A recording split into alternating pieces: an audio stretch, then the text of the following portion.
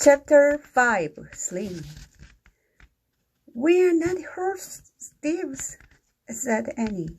"Well then, what are you doing with my horse here?" he said. "Some bad guys came through town with his mother," said Annie. "They left him behind because he was too slow."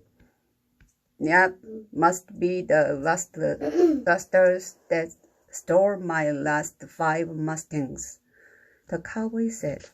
"Who are you?" said Jack. "I'm a Mustang herder," the cowboy said. They rode through town. Then Sunset showed up all alone, said Annie. "We are taking him to his mother." "Sunset," the cowboy said. "Yep," Annie smiled. "I named him." The cowboy put away his 6-shooter. "Well, you are pretty brave to try and rescue him, Smiley," he said. "Thanks," said Annie. Jack cleared his throat. "Mustang needs his family," he said. "The bond between a mare and her young is very strong." The cowboy looked at Jack. "Well, you are pretty smart to know that, Shorty." "Shorty," said Jack. "Every cowpoke's got to have a nickname," said the cowboy. "What's yours?" said Annie. "Slim," said the cowboy. "My name is Slim Collie, and this is Dusty." He patted his horse. That fits, said Annie. Jack agreed. Slim was Slim, and Dusty was Dusty. "So tell me," Slim said, "how did you 2 brave, smart young uns end up in Rattlesnake Flat?" Jack caught his breath. He didn't know how to explain it. "The stagecoach," said Annie. "We begged the driver to let us off, but I think we made a mistake."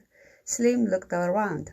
"I say," he said, "when the next stage comes through, we're leaving," said Annie. "I see," said Slim. "Well, I'm going to take my coat now and find those lusters."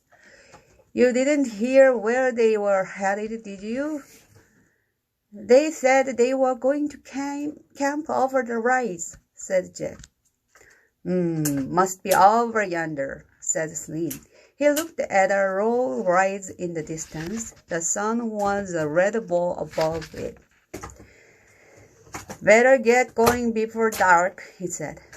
"Can he go with you?" said Annie. "No, we have to stay here," Jack said quickly. Now that Slim could help Sunset, Jack wanted to look for the answer to the riddle. Plus, he still wanted to take off his boots. "Sure is right to be scared," Slim said to Annie. "This is no job for your young guns." "Scared?" said Jack. "Oh, please, I want to go," said Annie. Slim looked at Jack.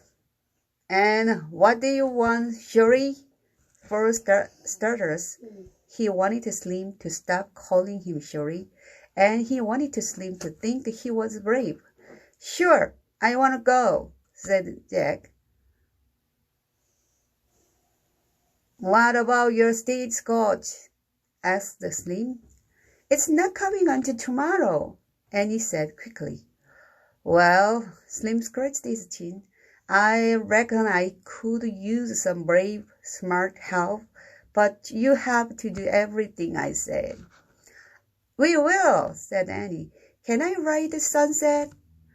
"I wouldn't say yes to many kids, Smiley, but you seem to have a knack with horses," said Slim. "Now hang on tight to his mane.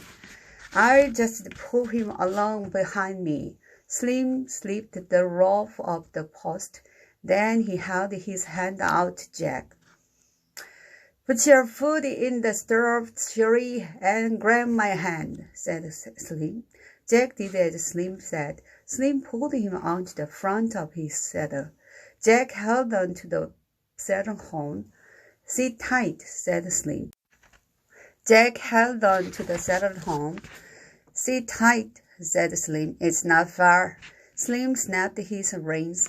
Dusty took off with the sunset right behind him. Jack bounced up and down. His boots hurt. The sunlight blinded him. Giddy up, said Slim. Giddy up, said Annie. The horses galloped across the prairie, dust flying from their hoofs. Ouch!